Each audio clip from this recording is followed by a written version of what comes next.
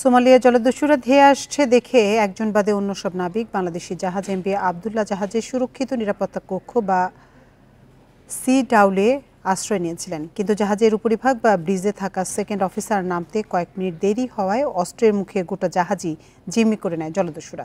Independent টেলিভিশনে এই তথ্য দিয়েছেন জাহাজের ক্যাপ্টেন আব্দুর রশিদ। জাহাজটি রোববার সন্ধ্যা ৬টা নাগাদ দুবাইয়ের আল হামরিয়া বন্দরে পৌঁছার কথা রয়েছে।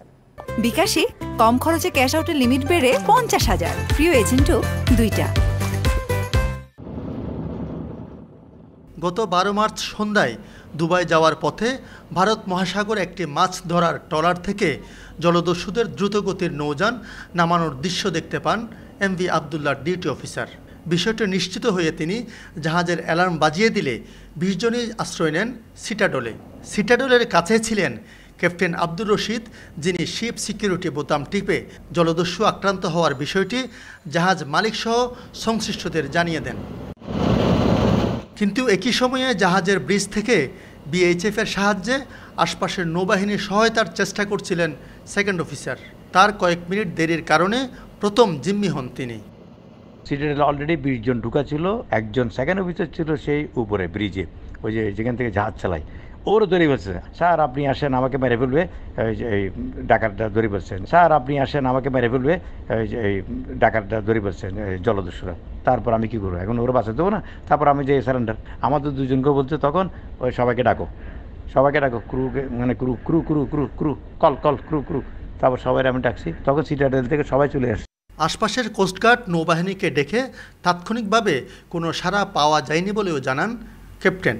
ওইখানে তো কারো আমরা হেল্প পাইনি, কোনো ওই যে কোস্টগার্ড নেভি এগুলো ছিল না, ওদের সাথে যোগাযোগ করছে, কেউ আমাদেরকে আনসার দেয়নি।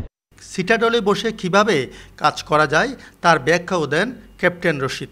ওখানে লোহার দরজা ছিল স্পেশাল, হ্যাঁ, তো আমরা ঢুকলে ফাইনাল বন্ধ করতাম আর কি, ওই আমরা ৩ জন আটকানা, তো আমাদের জন্য অ্যাকচুয়ালি ওরা আর আমরা ওই জিনিসটা সিটাডেলটা আমাদের ব্যর্থ হয়েছে।